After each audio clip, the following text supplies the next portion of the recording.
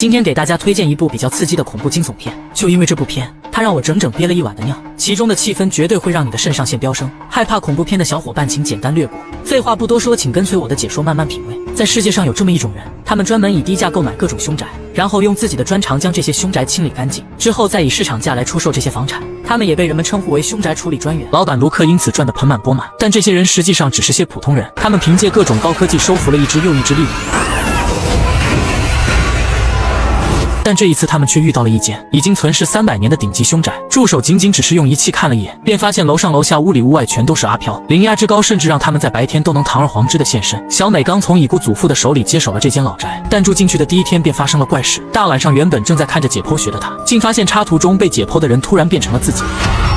而且主刀医生还在对着自己邪笑，小美被吓得你妈呆住了。非但如此，四周貌似还有人在低语，而且声音越来越多，就连壁炉里的火焰也突然喷射出了几米高。小美被吓得立刻就要逃离这里，结果门一开，差点当场原地去世。Hi, I'm Luke Roman. Sorry I dropped my soul. Let him hear about the house.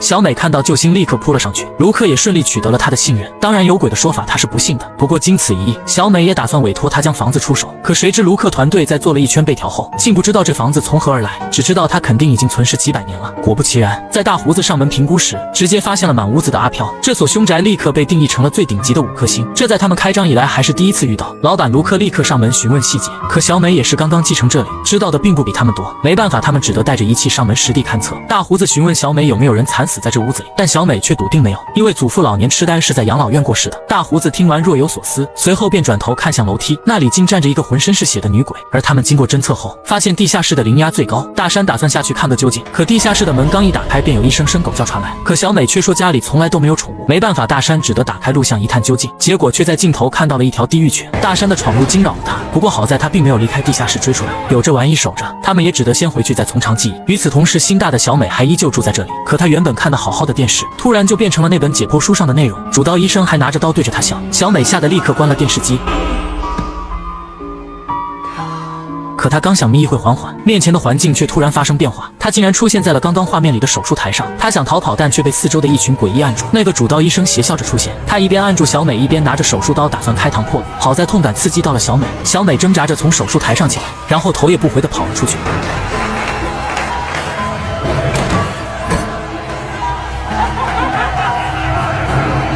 等到卢克赶到时，小美已经在大雨中坐了很久了。直到第二天看到自己胸前真的有一道伤口后，小美这才相信世上真的有鬼。卢克为了安慰她，也说出了自己的秘密。原来他观察这间屋子很久了，当初小美祖父还没买下这间老宅时，当时的邻居就曾因为杂草丛生上门投诉过，这屋子当时无人居住，但不知是谁开的门，反正那个女人进去后再没有出来。而这人就是卢克的母亲，因为小美的祖父拒绝交流，所以直到现在才被他找到机会。为了弄清楚真相，卢克决定亲自出马。他从冰箱里拿了一块牛排，在见到地狱犬时直接丢了出去。好在狗就是狗，这一招还很管用。两人趁机打量起这个地下室，这里除了一些老酒什么都没有，倒是小美发现了一个洞口，貌似通向地底未知处。小美才看了一会便眼神迷离，紧接着一只巨手从中伸出，一把掐住了观望的小美。就在她即将窒息之际，卢克利用洞口的袋子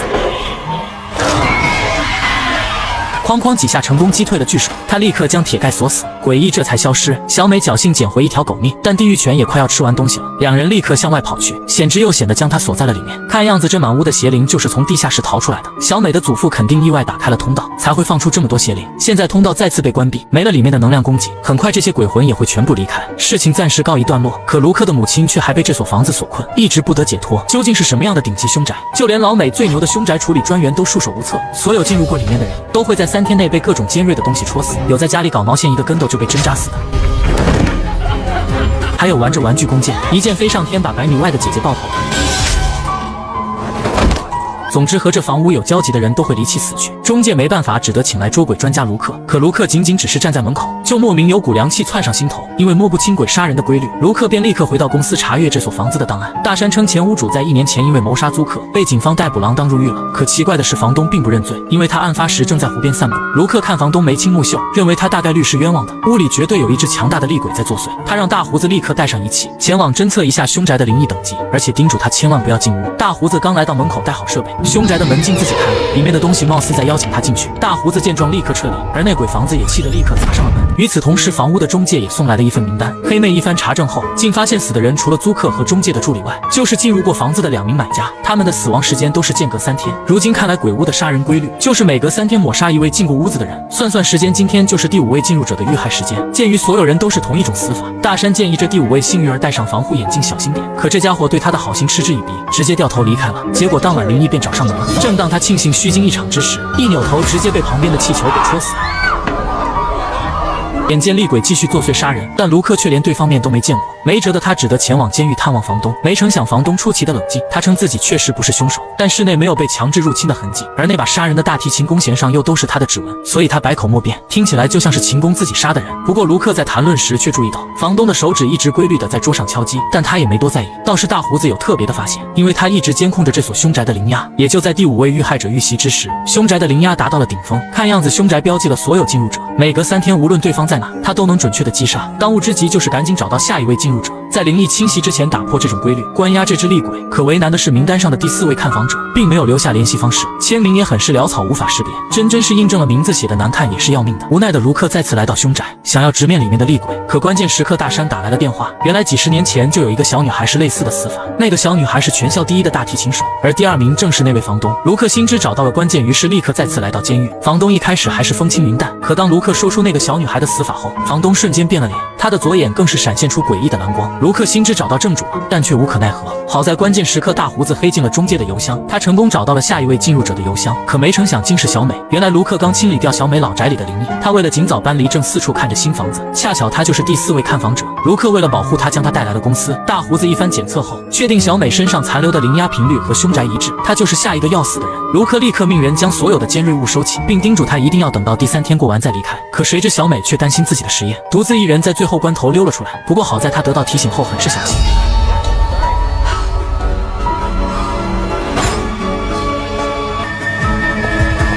可是下一秒灵异还是准时发生，小美就这样跌了一跤，直接把自己给戳死了。愤怒的卢克立刻来到监狱，他质问房东为什么要一个个杀害这些无辜之人。房东称租客因为偷窥他洗澡被弄死后，他就一直很孤单，于是打算弄死些人做点鬼出来陪自己。卢克骂又骂不过，打也打不赢，于是只得愤怒的离开。可刚到门口，他便诡异的笑起来了。随着监狱的门开启，原本死去的小美又活生生的出现了。房东在见到小美的瞬间，意识到自己的规律被打破了，于是立刻陷入了死机。原来卢克一行人经过分析，认定房东身上的那只厉鬼只能按规律每3天杀一个人，只要规律被打破，便能让他陷入死机状态。于是他们自导自演了一出大戏，小美所遇到的人都是他们自己人假扮的。小美假摔倒地时，黑妹立刻在地上倒满了番茄酱，而这一切全部被事先标记了他的房东所窥视。他们成功骗过了这只厉鬼，就这样兵不血刃的关押了他。这明明是只存世1000年的厉鬼，可却偏偏喜欢化形成一个小女孩，而且酷爱找小男朋友。男孩拥有赤子之心，一人一鬼也成为了好朋友。可好景不长，男孩一家打算卖掉房子搬离这里，厉鬼所化的女孩便开始寻死觅活，想以此留住男孩。看到年幼的儿子一个人爬到楼顶，而且还在不断对着空气说话，母亲的心瞬间提到了嗓子眼。好在厉鬼并没有打算真的杀了男孩。虚惊一场的母亲次日便找来了凶宅处理专家卢克，因为前几位看房的人都被厉鬼吓跑，所以要卖房得先捉鬼。卢克刚一上2楼便感到一阵彻骨的凉意，而且他还在男孩身上感受到了一股强横至极的灵压。显然这屋子里的玩意年份足得很。卢克一边让新加入的销售苏珊留下查看户型，一边让大胡子带上装备前去做灵异等级鉴定。然而不等他前往，苏珊便遭遇灵异，听到了一阵小女孩的哭声。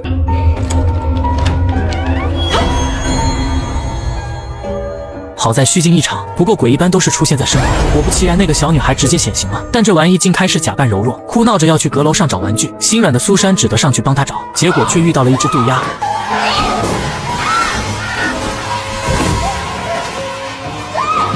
好在关键时刻大胡子出现，苏珊虽然受了惊吓，但好在只是皮外伤。等卢克回来，听到他竟然听信鬼话去帮一只鬼，还差点丢了性命。卢克瞬间气不打一处来。而新闻上正在播的大火也是一只厉鬼所为。卢克刚接到委托，结果这家人当晚便被全部烧死了，所以卢克对他的鲁莽很是愤怒。为了能够顺利关押这只鬼，卢克只得从男孩身上套话，但小男孩也不知道他的弱点是什么。就在他们讨论着离开时，旁边的秋千竟开始自己摇摆了起来。显然卢克的小动作还是被发现了，厉鬼对此很生气，决定给男孩点颜色看看。很快小男孩便惊恐地发现，原本正在修理草坪的父母突然不受控地拿起工具对准了对方。男孩被吓得连连求饶，好在关键时刻厉鬼停止了动作，但他还是一把捏死了男孩的宠物。男孩被他彻底的吓住了。而苏珊也很快带了新的看房客来，但不出意外，那诡异的笑声再次响起，看房的人被吓得直接一脚油门，留下苏珊一个人风中凌乱。无奈的他只得央求老板尽快处理掉这只鬼，别让他挡着自己发财。卢克在一番调查无果后，于是直接来到2楼要跟他谈谈，没成想这鬼东西还是装柔弱，假装是意外逗留人间的小可爱，但卢克几句话就拆穿了他，他也第一次显现出了真面目。正当卢克有所动作时，苏珊闯了进来，也就这么一会，厉鬼又再次趁机藏了起来。卢克觉得这很可能是一只5级的鬼魔，于是立刻找到了大胡子，而事实也是如此。在女孩变身之时，仪器监测到的灵压简直堪称恐怖，可一旦她变身便无法隐藏，卢克只要找准时机便能关押她。这种千年的鬼物都很狂妄自负，于是卢克便利用这一点设下计谋。他先安装好特制的捉鬼道具，然后拿出一副现代的象棋，厉鬼瞬间被吸引，然后主动现了身。但他哪会这玩意第一步就下错了，卢克不断用言语嘲讽羞辱他，这不谙世事的鹦鹉果然中招，他大怒之下直接现出了原形，浑身都散发着恐怖的阴气，他将卢克一把双飞，然后就要吃了背叛他的男孩。好在卢克及时按动了开关，随着捉鬼装置启动，满身阴气的厉鬼直接被装置吸住，然后一整个被收了进去。关键时刻还是得相信科学，这家神秘的房产公司专门以低价收购各种闹鬼的凶宅，然后让凶宅处理专员清理掉里面的厉鬼，再以正常的市场价卖出1本万利。老板卢克也因此赚得盆满钵满。但这些人实际上只是些普通人，他们凭借各种高科技，成功关押了一只又一只厉鬼。然而这一次他们碰到的却是一座拥有鬼域的鬼湖，因为老太太生来天煞孤星，命运到将一整家子的人都纷纷克死。她不忍亲人离世，于是每当有家人过世，她便将对方的骨灰撒进门口的湖中，久而久之湖水沾染了灵液，慢慢演变成了一座鬼湖。每当午夜时分，鬼湖里的厉鬼便会复苏，随后一步步迈出走入阳间，直到老太太去世，她唯一幸存的孙女才活了下来。但这里有太多伤感，孙女便打算卖了这个房子，可因为这里自成领域，所以每当有人上门看房时，都会被这里的灵异排斥。Oh my god! Lousy too! Run! No! 不得已，女孩只能找来卢克，但卢克查看了一圈后，并未发现任何厉鬼的存在，倒是一个8音盒引起了他的注意，因为上面有一丝淡淡的灵压。金发称这是祖母的遗物，里面刻录了他临终时所创的音乐，看样子这就是那一丝灵压的来源。卢克因为没发现异常，于是便打算住一晚观察下，结果没成想当晚便见了鬼。卢克一路跟到森林里，却意外发现这只鬼竟是老太太。他刚想打听点情况，可一转眼老太太的鬼魂便消失了。眼见这里也没有什么凶恶的厉鬼，卢克次日便打算插上代售的牌子。可也就在这时，无数的呢喃声突然响起，竟是从旁边的湖里传来。卢克被吸引靠近去查看，结果却被金发妹一铁锹打昏，随后便被捆了起来。眼看厉鬼上了金发的身，为了保住自己的狗命，卢克立刻用言语刺激金发，好在将他的意识及时唤醒，暂时驱离了恶鬼。他立刻让金发给他松绑，可就是这么一会，金发的身体又再次被厉鬼占据，提着刀就要来捅死他。卢克只得往外逃去，结果屋外的鬼湖却突然复苏，一只厉鬼苏醒，从中挣脱，向着岸上的卢克追来。卢克见状，只得往森林里逃去。他凭借着地势成功躲开了他们。与此同时，又再次遇见了老太太的鬼魂。卢克想要询问破解鬼域的方法，但老太太却只顾着唱歌，可不知为何她的歌词却是倒着的，唯一的一句顺口的就是让孙女离开。卢克立刻意识到这或许就是破局的关键，为了安全起见，他在森林里睡了一晚。次日太阳升起后，他便带上金发迅速坐上车，打算带她离开这里破解鬼域。可谁成想汽车开了一圈之后，竟直接回到了小屋。看样子金发根本就不能离开这里。卢克一下子犯了难，难道是自己理解错了？他拿出那段音频继续听了起来，但除了歌词是倒着的，并没有什么异样。不过很快他便反应了过来，他猛地将音频倒着放，瞬间便明白了祖母真正要表达的意思，于是立刻找到金发。但此时金发正在开家庭会议，他的面前坐满了一群鬼，全都是他过世的家人。此时的他们愤怒至极，觉得金发要抛弃他们独自离开，甚至将一腔怒火发泄在了卢克身上。卢克这个麻瓜没有一点反抗之力，于是只得让金发替他倒放8音盒。随着倒放的音乐响起，面前的厉鬼也瞬间平静了下来，祖母的鬼魂也瞬间出现，鬼域在这一刻终于被打破了。原来自从祖父离世，这座湖边小屋和8音盒变成了他的执念，他将死去的人全部撒在了湖里，自己也自杀在了这。他一直活在过去，此后的执念也形成了鬼域，将一众厉鬼和孙女这个活人全部都困在了这里，不得离开。只有8音盒倒放才能回到过去，鬼域才能破解。祖母因一己之私差点酿成大祸，好在现在金发终于自由了。世上最恐怖的职业绝对是凶宅处理专员，他们以低价收购各种闹鬼的凶宅，随后将厉鬼关押，彻底清除灵异后，再以正常的市场价卖出。老板卢克也因此赚得盆满钵满。而这其中最凶猛的，无疑是那间300年的顶级凶宅。虽然这座凶宅里里外外都是阿飘，还有鬼医院等多个叠加的灵异，但卢克最终还是通过关闭地下室里的地狱之门，终结了凶宅里所有的灵异。头铁的小美在差点被鬼医解剖后都没有搬走，等到灵异终结后，后就更是肆无忌惮了。然而他家里也只是平静了几天而已，就又开始有厉鬼出没游荡了起来，而且这一次更恐怖更凶险，凶宅的灵异等级也发生蜕变，达到了史无前例的 S 级。里面的厉鬼可以肆无忌惮的附身活人，甚至能够用灵力直接干涉现实世界。面对这一次史无前例的危机，团队里原本平平无奇的销售也将彻底展露出自己的能力。小美因为前后好几次失去意识被鬼附身，每天都在客厅醒来，家里更是被弄得一团糟。她立刻再次联系卢克，不过卢克有事便委托了在附近的苏珊上门查看。苏珊虽然只是个销售，但是捉鬼的道具却是一样不少。小美在看到桌上的捕灵器后，本能的有点畏惧，但就在调试之际，画面里的小美有那么一瞬间，眼珠子竟然变成了全黑。苏珊以为是自己看错了，直到她看到之前小美在桌上画的涂鸦。心有疑惑的苏珊立刻向小美求证，但此时的她已经再次被身体里的厉鬼附身，一颗脑袋更是直接180度的扭转了过来。苏珊想要逃跑，但已经晚了。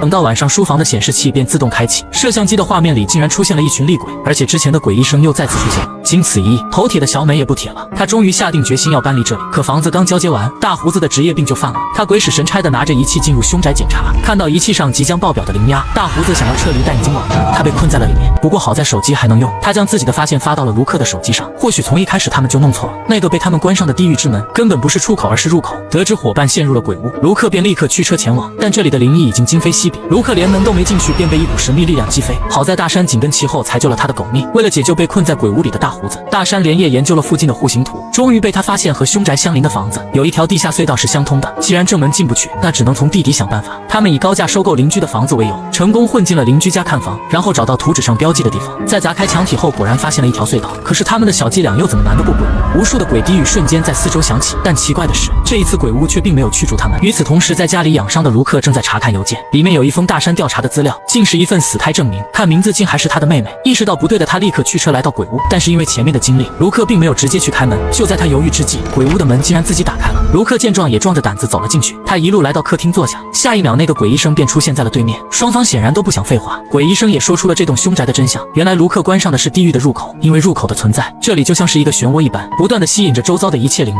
但因为入口被卢克用铁门焊死了，所以那些被吸引而来的厉鬼无法通过前往地狱。随着时间的推移，这里的厉鬼越来越多，鬼屋也因此形成了鬼域。身为鬼屋本身的鬼医生也得到了强化，而且随着厉鬼的不断汇聚而来，鬼域会继续壮大，鬼医生的实力也将被无限拔高。为了对付卢克，鬼医生甚至还召唤出了他的母亲。然而这个女人却并不喜欢卢克。卢克纳闷，既然这么想对付他，那昨晚又为什么要将他拒之门外？而鬼医的回答也很简单，因为卢克天生神异，能够看见和克制厉鬼，鬼医生没有把握对付他。但今天不同，因为卢克的朋友都在这所房子里，这也是他最大的筹码。与此同时，通过地道的众人没有找到大胡子，但却都见到了自己最想见的故人。但这些鬼在短暂的和他们重逢后，却都在劝他们立刻离开，因为他们深知这里的恐怖，而且这个房子里的东西一直在不断的挪移。大胡子如今就在地道里，可当他们想要带上他离开时，地道中间却发生坍塌，挡住了他们的去路。与此同时，卢克也说出了他母亲的身份，这人实际上就是那个死胎证明里的女婴，当年被鬼医生邀请进入鬼屋的，实际上是他的这个妹妹。而妹妹之所以怨恨他，是因为当年身为双胞胎的他们，正是因为先生的卢克用脐带缠住了他的脖子，所以才导致他胎死腹中。因为他死后化作厉鬼和卢克链接在了一起，所以卢克从小就能看见鬼。妹妹也大方承认了自己的身份，原来他们的母亲产后抑郁，加上受不了卢克的怪异，所以老早就抛下他们父子离开了。妹妹的怨气多年未散，卢克甚至都不知道有个被他杀死的亲妹妹，所以他要做的就是杀死卢克，然后占据他的身体，好好的去感受下作为一个人的七情六欲。而另一边，地道里的众人也在往回跑，因为鬼屋里的亡灵不知为何都躁动起来，开始冲向他们。可是入口被铁门焊死了，没有几千度的火焰根本烧不断那把锁。正当他们绝望之际，一直表现平凡的苏珊也决定不再隐藏了。只见他一把拿过面具，随后手指一抬，便召唤出了一束浓缩的火焰，只要几十秒，这上面的高温就足以融化这把锁。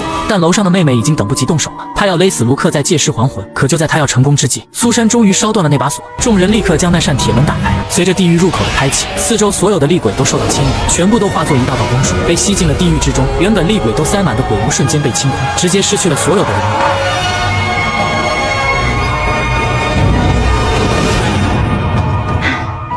This house is clean, bitch. We really need to leave the lid open. 就这样，一行人解决了从业以来最大的危机，而卢克也因为妹妹的离开，彻底失去了见鬼的能力。